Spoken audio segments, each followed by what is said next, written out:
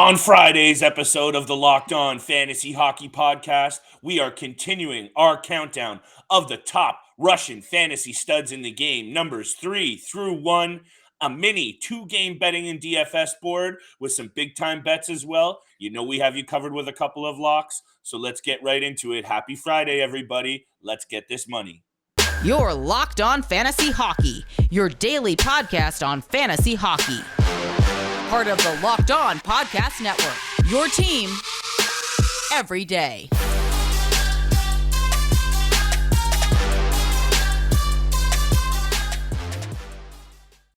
What is going on, everybody, and welcome back to your favorite and hottest podcast. It is the Locked On Fantasy Hockey Podcast with Big Flip Livingstone and Steele Rodin.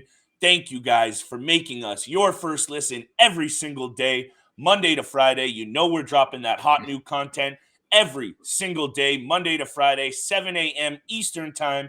So make sure you are on YouTube, smashing that subscribe button, on Spotify, Apple Podcasts, hitting the follow, drop us a review.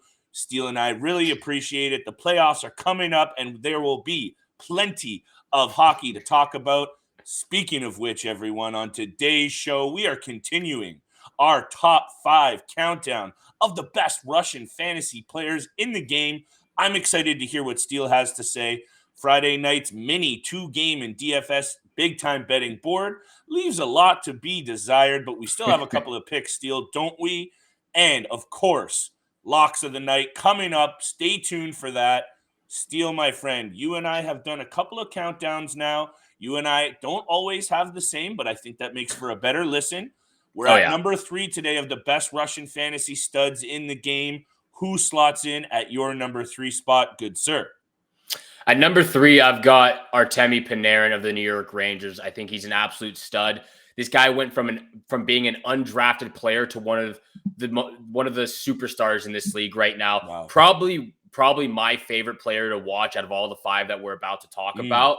He's just so good every time he steps on the ice. He hasn't had one bad season since he's come into the NHL. He's always consistent, Flip. His worst season was in his second year with the Chicago Blackhawks, 74 points in 82 games. If that's your worst season, that just kind of, highlights how great our Temi Panera has been through the 7 or 8 years that he's been in the NHL. Yeah. Averaging well over a point per game. He's top 10 in scoring this year with 89 points. He doesn't crack the top 2 for me because he's only scored 30 goals in three seasons in his NHL career. So he doesn't get a ton of goals. He's not a goal. Trust me when I say this. He is a goal scorer. He's got a lot of highlights out there, but he's more of a playmaker. He's more of a guy setting up his line mates and his teammates. The stats for his assists are just, unbelievable to see right now, but he doesn't crack the top 2 for me just because of the goal scoring. I can tell that you were in the lab today, my friend, doing your research, because I did not know he was undrafted. So shout out to you on that one, because that just makes me think, because my other 2 guys on this list, Steele, were drafted in the 4th and 5th round. So these 3 players have clearly been slept on a little bit, and that makes me think I don't know who's been watching these guys play, because number 3 on my list is also our Temi Panera, my friend. You know I like betting on this guy. We've talked a little bit about his chemistry and ability to make his teammates better, which I really think is probably his best asset aside from his insane elite playmaking ability, Steele. We've talked about him being able to find his teammates in the parking lot with no-look passes. 22 goals, 67 assists on the year for 89 points in 70 games. He is 5 points short of setting his career high, which I think he will tie. I think he'll get 6 points over the next couple of games. That's not really a stretch or a bold take. But look, 3rd in the league on the power play point total this year with 35. And he arguably could have had Ovechkin in here, of course, could have had Kucherov in here. But man, Panarin has been good and is a big reason why. That New York Rangers team, Steele, is a force to be reckoned with.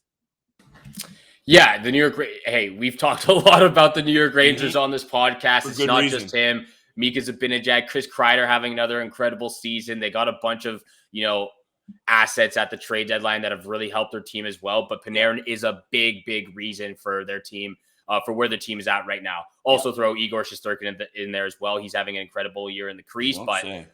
Yeah, he is, Flip. I don't know You if you've don't been say. watching, but he has been. You don't say. But yeah, like I said, Temi Panera doesn't crack the top two for me just because he's only scored 30 goals 3 times in his career, in his NHL career.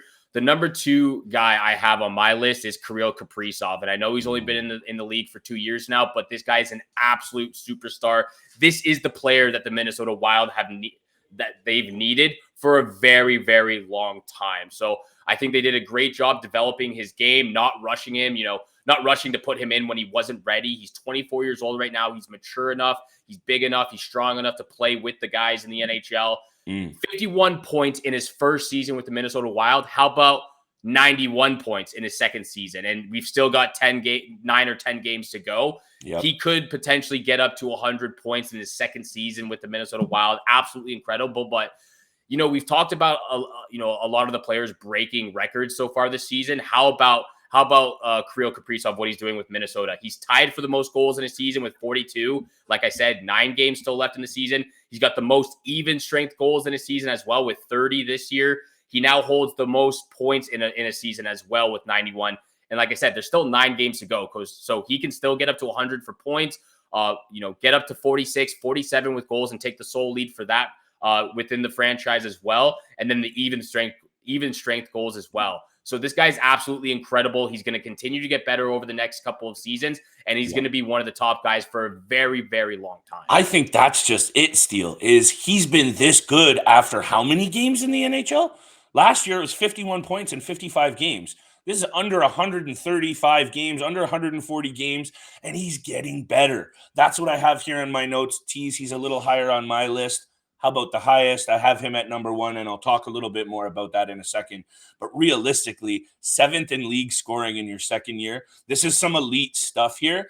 And what really turns the page for me with Kaprizov is Minnesota has been looking for this superstar for a number of years, almost thinking that that's been the missing piece because they've been a good, sneaky, underrated team for a number of years. We know one of the hardest buildings to play in. And now all of a sudden, Minnesota in the 5th round found themselves the superstar that they need. I'll get into him in a little bit more. My number 2, Steele, Igor Shasturkin, another guy who was slept on.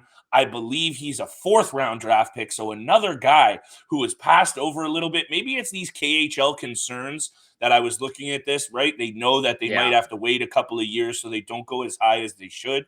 But oh my goodness, has this guy been an absolute revelation for the New York Rangers. We talked about Panarin's impact.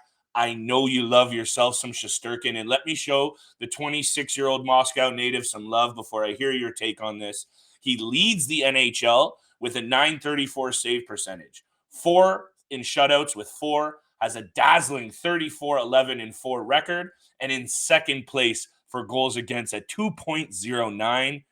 My goodness. A .934 save percentage, a nearly first place team, and a 2.09 goals against Steele. Give this guy his Vezina because at -800, he's clearly the favorite for good reason. And congrats to him because he is the Vezina winner.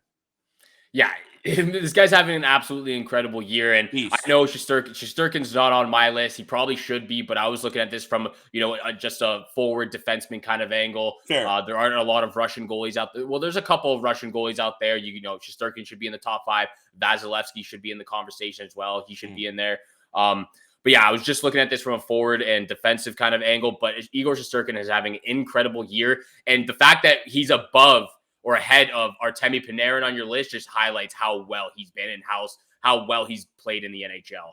And honestly, the only guy, he's second in the league with, or first in the league with a .934 save percentage. Next highest in the league, Ilya Sorkin, another Russian. So, honorable mention to guys like Evgeny Malkin, Andrei Vasilevsky, Sorkin, who don't make this list, because I think you and I have mentioned this before, if, let's say, Russia had NHL players going to the Olympics this past year, what used to be the weakness in goal is now almost a strength, because if Shasturkin and Sorkin were that duo, my goodness, would Russia have been hard to handle on the international ice?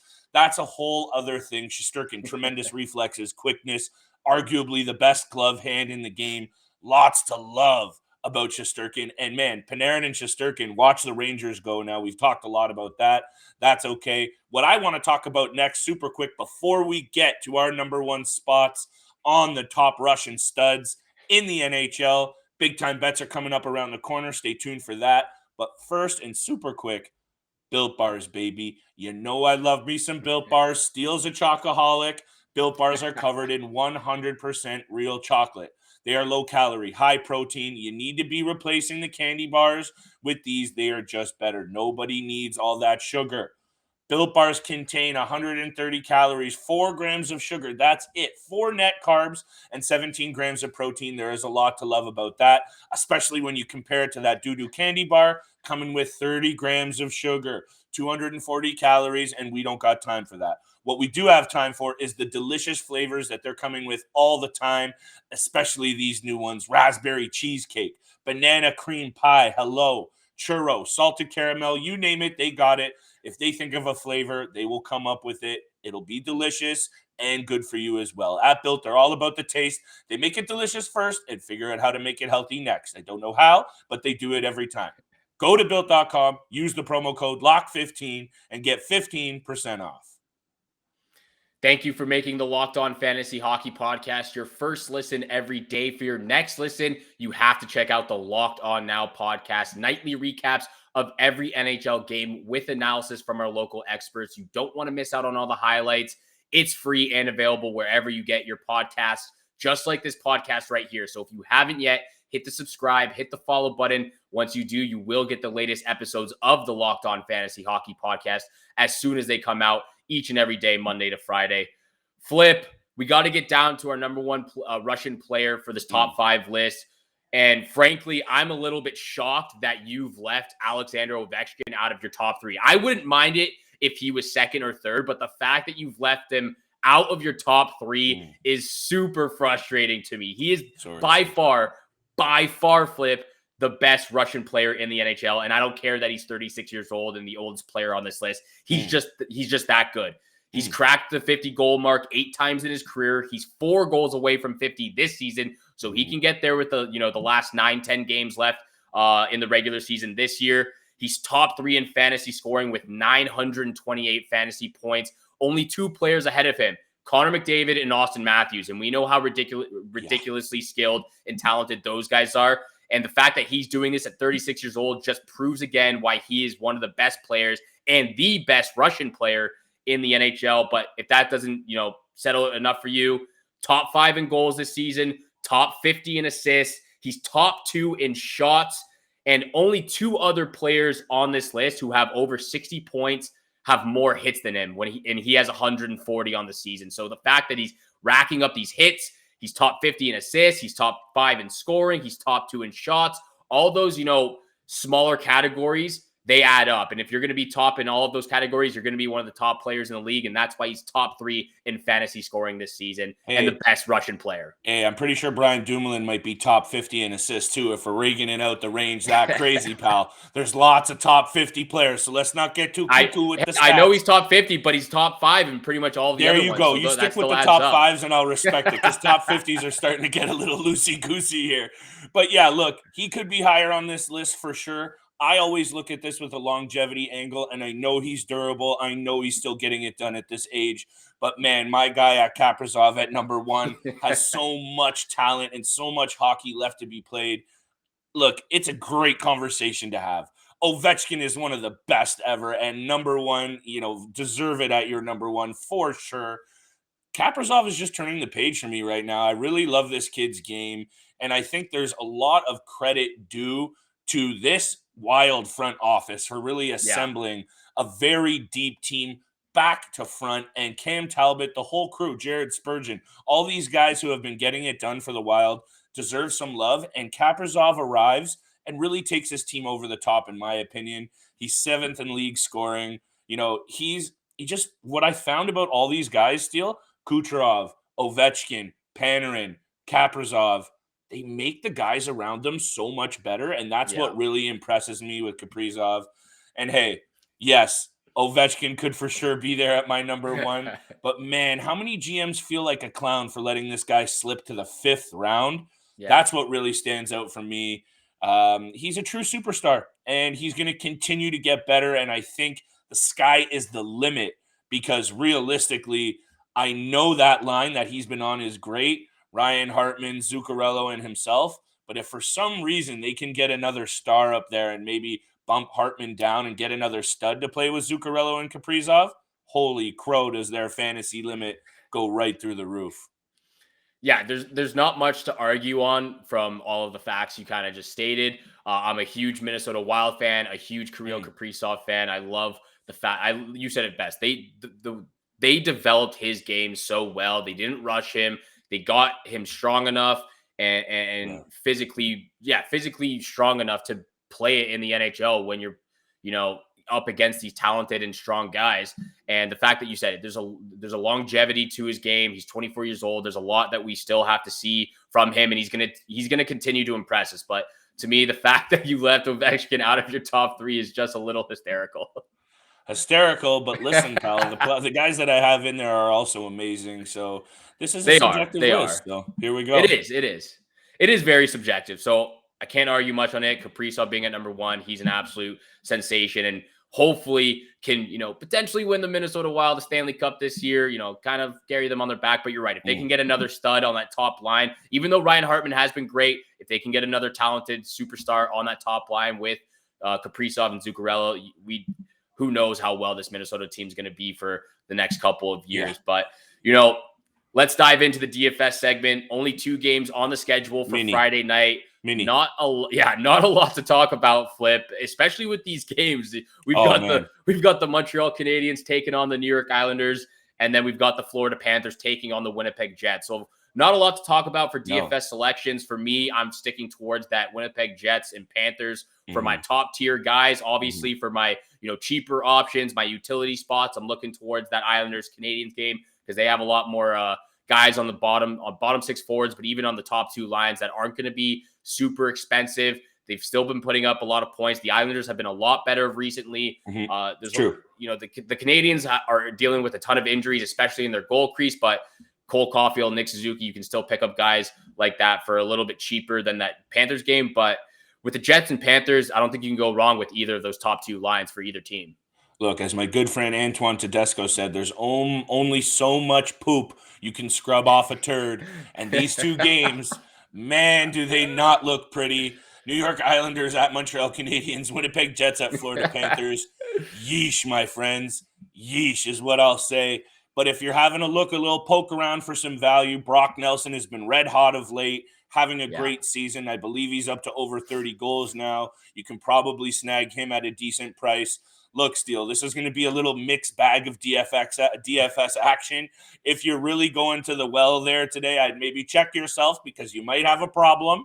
This might be one of those nights to hold out, but if you're going somewhere, I like Brock Nelson. I like some of the depth guys on the Islanders. That's where I'll be going for my big-time bets as well. And, hey, the Florida Panthers at home, man, there's some good options in that top 6, top 9 forward group, some good options on the blue line.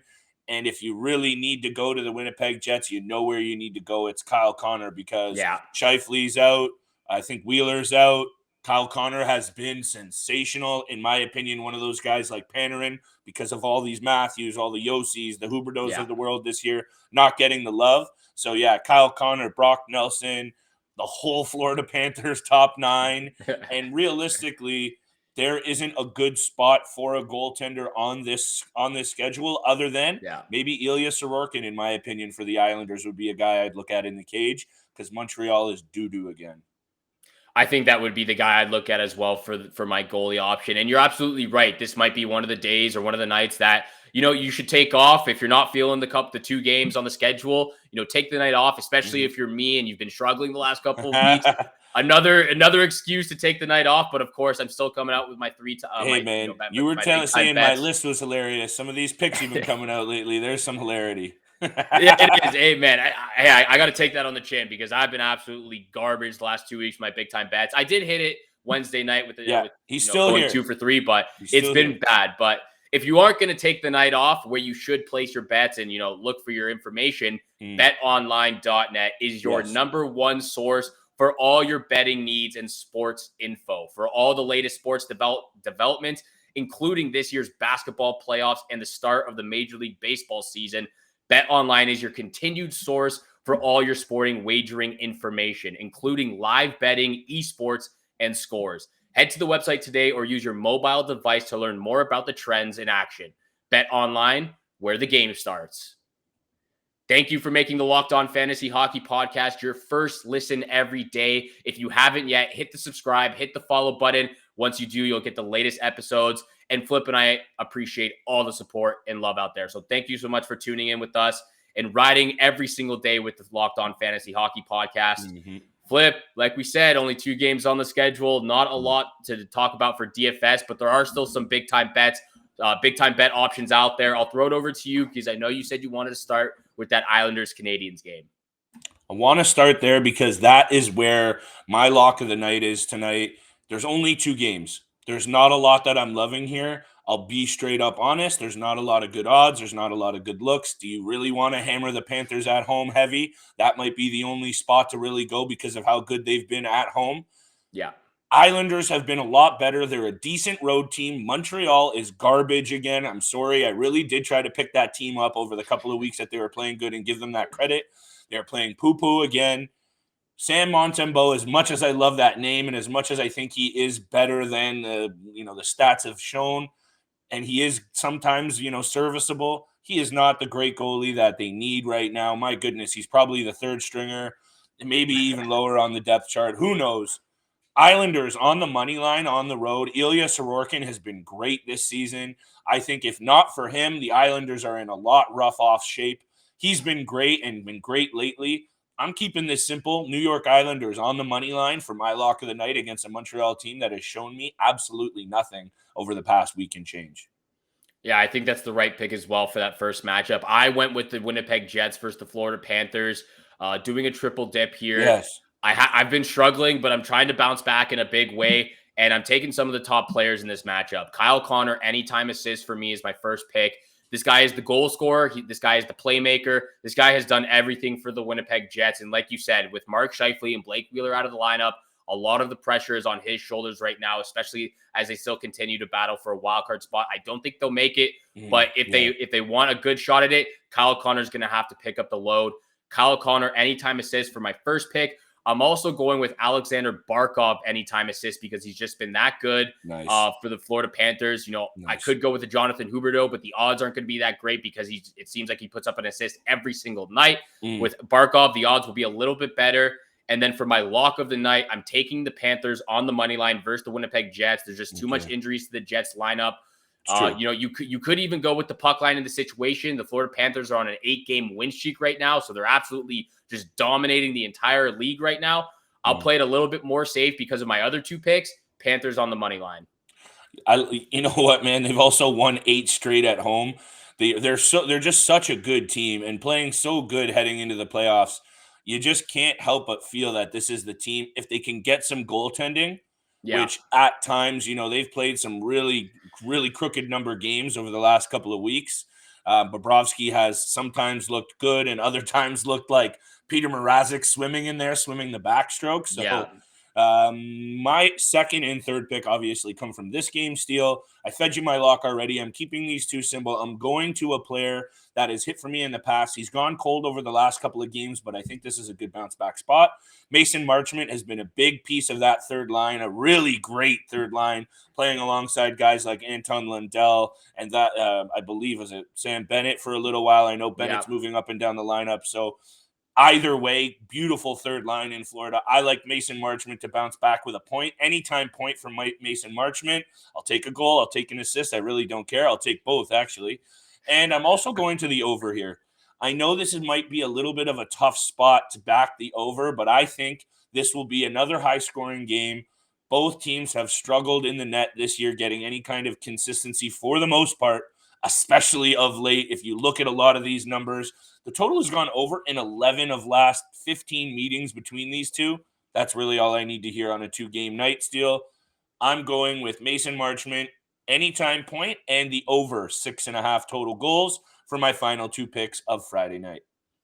I like the Mason Marchman pick a lot because I think you are really highlighting a guy that doesn't get a lot of love on that Florida Panthers team, but because of how well they're stacked for their Yeah. top two lines. Yeah. And the fact that he's able to move up and down, to the first, second, or third line and still be productive just shows how talented and deep this lineup is for the Florida Panthers. So he's the kind of guy, Steele, for me, and I agree with you wholeheartedly, that I would love to see in blue and white as a Leafs fan. Somehow, if that could work out, he would just be a beautiful piece to add to this Leafs team. I know well, I'm he dreaming. was there at one point in his career. That's why I'm saying, when I see that happening, it would just be so much better to have him back, especially after the season he's had. But anyway, that's a whole other show, one where I cry a lot.